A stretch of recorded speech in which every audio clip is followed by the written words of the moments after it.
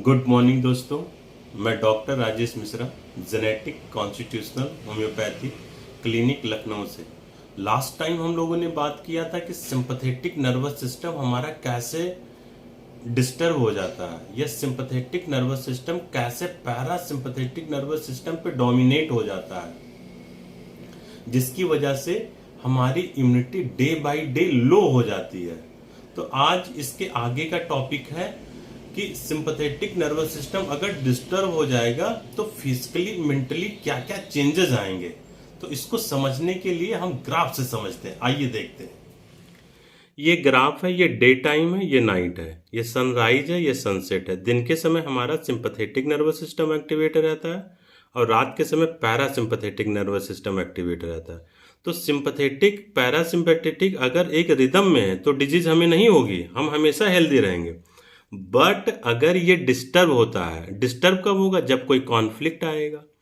Conflict अगर आता है तो सिंपैथेटिक पैरासिम्पैथेटिक पे डोमिनेट कर जाता है और पैरासिम्पैथेटिक को एक्टिवेट ही नहीं होने देता है।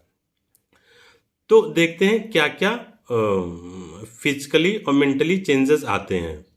मेंटली में देखते हैं कांस्टेंट स्ट्रेस फील करते हैं, कंपल्सिव थिंकिंग रहती है, चाहते ना चाहते हुए स्पॉन्टेनियस थॉट आते रहते हैं, वेरी एनर्जेटिक फील करते हैं, नींद हमें नहीं आएगी, भूख नहीं लगेगी, जिसकी वजह से day by day weight reduce होता जाता है। अगर कोई भी पैथोलॉजी चल रही है तो वो सब प्रोग्रेस कर जाती है। ब्लड प्रेशर बढ़ जाएगा, शुगर लेवल बढ़ जाएगा, कोई भी दवा आप ले रहे हो, मेटफॉर्मिन, ग्लिमिप्राइड, इंसुलिन, होम्योपैथी दवाएं, एलोपैथी दवाएं, कोई भी ले रहे हैं तो सारे उसके बावजूद भी शुगर कंट्रोल नहीं होगा, बिकॉज ब्रेन वर्क कर रहा है, जिसकी वजह से बॉडी में ग्लूकोज का प्रोडक्शन होगा, फैट कन्वर्ट हो जाएगा ग्लूकोज में और डे बाय डे वेट भी रिड्यूस होता रहेगा। हार्ट बीट बढ़ जाएगी, रिस्पायरेटरी रेट बढ़ जाएगा, पाम एंड सोल अगर पेशेंट का टच करते हैं तो वो कोल्ड रहेगा, यहाँ तक का पूरी बॉडी कोल्ड रहती है जब कॉन्फ्लिक्ट एक्टिवेट रहता है। अगर किसी तरह कॉन्फ्लिक्ट रिजॉल्व हो गया तो हमारा पैरासिम्पैथेटिक नर्वस सिस्टम एक्टिवेट हो जाएगा। पैरासिम्पैथेटिक एक्टिवेट हो जाए तो हम रिलैक्स फील करेंगे, डलनेस रहेगा बट हमें अच्छा फील होगा, गुड फीलिंग करेंगे, ग्रेट नीड ऑफ स्लीप, हमें अच्छी नींद आएगी, भूख हमें अच्छी लगेगी, जिसकी वजह से वेट गेन होगा, पाम एंड सोल हीट रहेंगे, यहाँ तक का पेशेंट फेवरिश फील करेगा।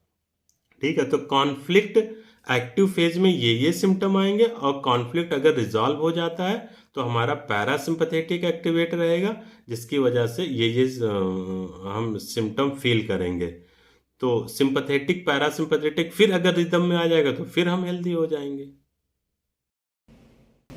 आइए कॉन्फ्लिक्ट को एक एग्जाम्पल से समझते हैं। एक फैमिली है जिसमें मदर है, फादर है, एक बेटी है। सब लोग 5-6 साल तक बहुत अच्छे से रहते थे, but due to any reason mother father का डिवोर्स हो गया, दोनों सेपरेट हो गए। जो मदर थी वो बेटी के साथ में रहने लगी और फादर अपना अलग रहने लगा। मदर को जॉब करना पड़ा, स्कूल में एक टीचिंग करने लगी और बेटी को एक दूसरे स्कूल में डाल दिया। कुछ सालों बाद बेटी की बहुत अच्छी जॉब लग गई, पढ़ने में बहुत अच्छी थी, बहुत अच्छी जॉब लग गई। जॉब की वजह से उसको किसी दूसरे शहर में शिफ्ट होना पड़ा। जहां मदर रहती थी वहां से लगभग 500 से 600 किलोमीटर था। तो अब ड्यू टू बिजी शेड्यूल के कारण बेटी माँ को कॉल नहीं कर पाती थी, फोन नहीं कर पाती थी और आ भी नहीं पाती थी मदर के पास में। मदर जब स्कूल से आती थी उसको लगता था कि हस्बैंड ने पहले से छोड़ चला गया। अब बेटी थी, वो बिजी शेड्यूल के कारण यहाँ आ नहीं पाती और ना फोन कर पाती, तो उसको फीलिंग आ गई आई एम वर्थलेस, मेरी कोई वैल्यू ही नहीं है। ठीक है, और ये इतना डीप सीटेड था कि इसकी वजह से उसको ऑस्टियोपोरोसिस हो गया। जब उसने बीएमडी कराया, बोन मिनरल डेंसिटी, तो उसका टी स्कोर बहुत लो आने लगा, -0.25, -3.5। तो इसने क्या किया, इसको दिन में 3-4 बार पेन किलर लेना पड़ता था, उसके बावजूद भी पेन नहीं जाता था पैरों का।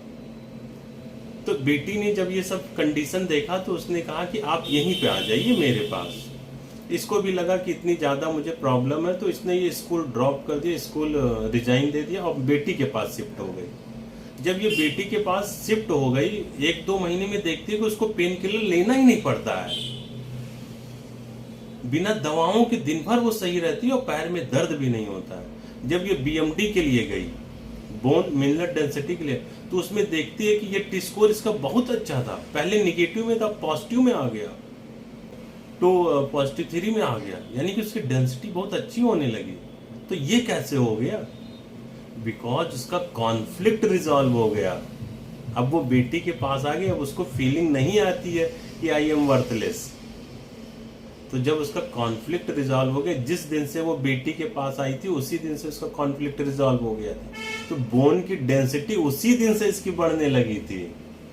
और धीरे धीरे कुछ दिन जब बोन की डेंसिटी बढ़ गई तो धीरे धीरे उसको पेन किलर भी नहीं लेना पड़ा। अब अगले वीडियो में हम लोग समझते हैं कि पैरासिम्पथेटिक कैसे हम एक्टिवेट कर सकते हैं और अपनी इम्यूनिटी कैसे हम बढ़ा सकते हैं। Thank you.